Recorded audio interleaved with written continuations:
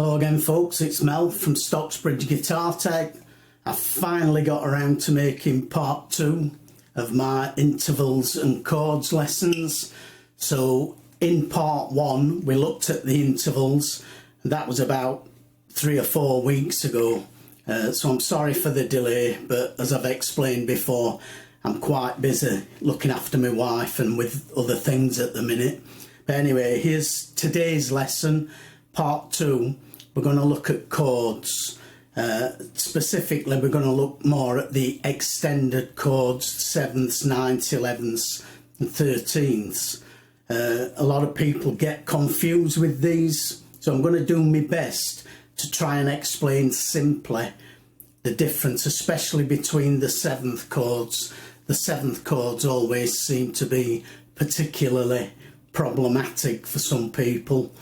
So I'm going to try and explain it as easily as I can, I'm not going to go into the greatest of detail because there's a ton of information on the internet. You can download charts and things like that that will show you which intervals make up a specific chord.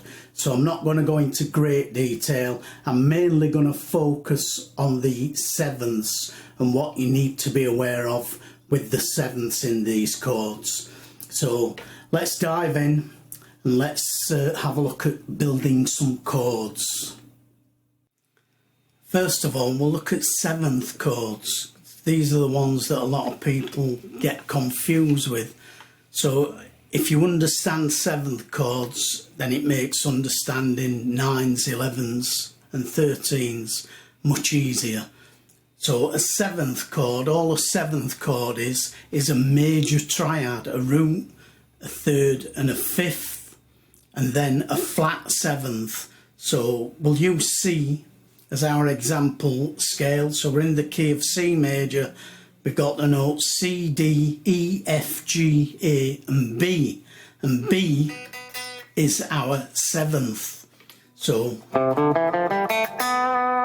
that B is our major 7th, but in a C7 chord we would make that a minor 7, so we'd have root, major 3rd, 5th and minor 7 or flat 7.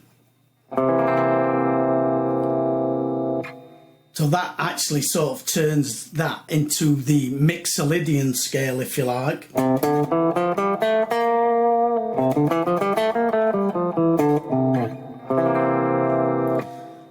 Now these 7s are used a lot as dominant chords. So a dominant chord is when we go from the 5th degree of the scale back to the root.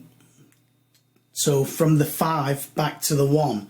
So in a 2-5-1 progression, for example, in our C major example, the 2 would be D minor.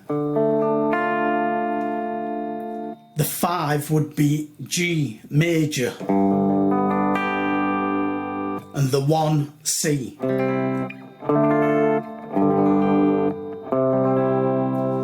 So the G is the 5 here in the C major scale, and we would tend to make that a 7 chord. So we would go .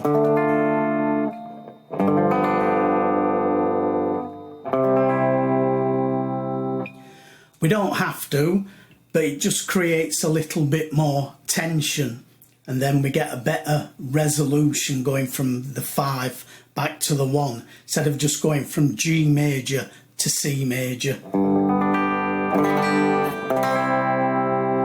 We're using now G7 to C major.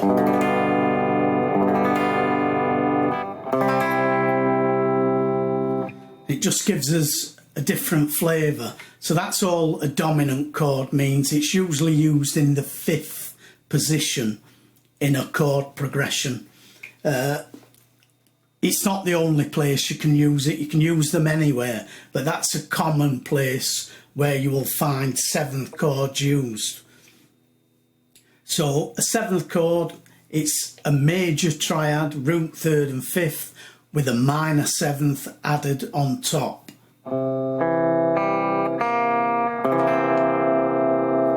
That that's any seventh chord, so A7, D7, F sharp 7, they've all got that flat 7.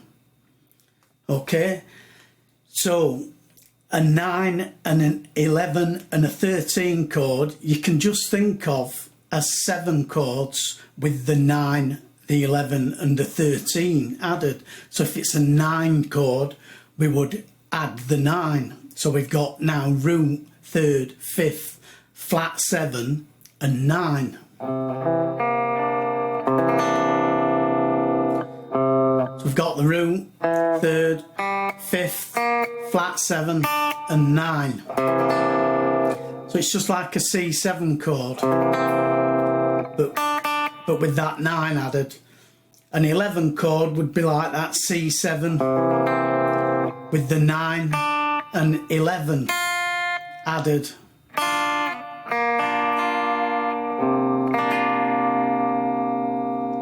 And the 13 would be like the C7 chord with the 9, 11 and 13 added. That's all it means. Think of these like 7th chords, then just add the extra notes on. So in a major 7 chord, that's when we use the natural 7 from the scale. So we would use now that B rather than the B flat.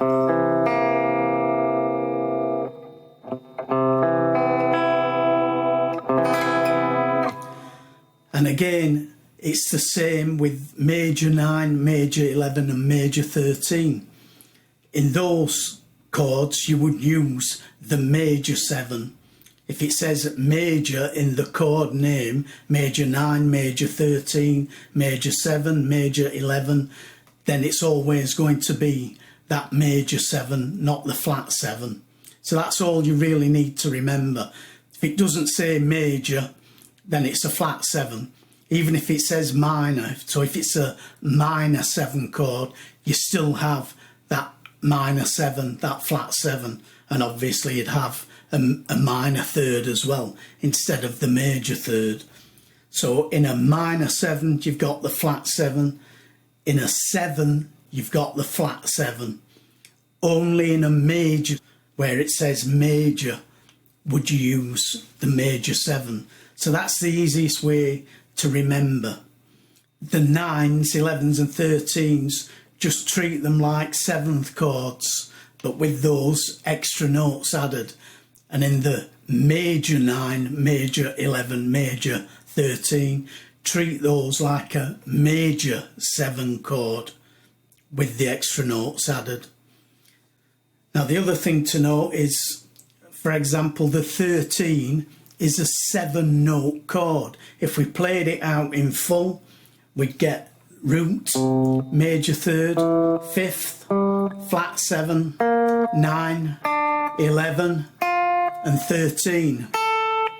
Now obviously on a 6-string guitar it's impossible to play 7 notes at the same time, but we don't always have to play every note in these chords. It's always a good idea to break them up into smaller, more manageable chords, because it makes them easier to play, makes the fingerings easier, and as long as you've got the flavour of the chord, that's what we're looking for.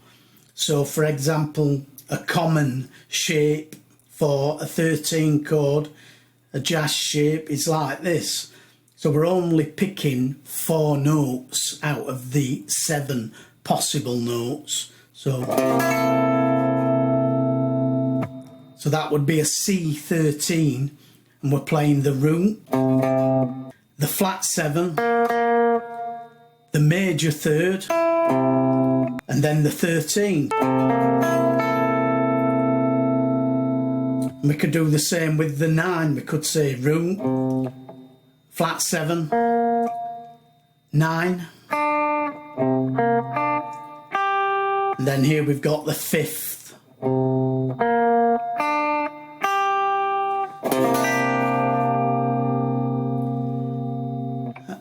Once you understand how to build these chords from these intervals that we did in the first lesson, then you can start and create your own chords.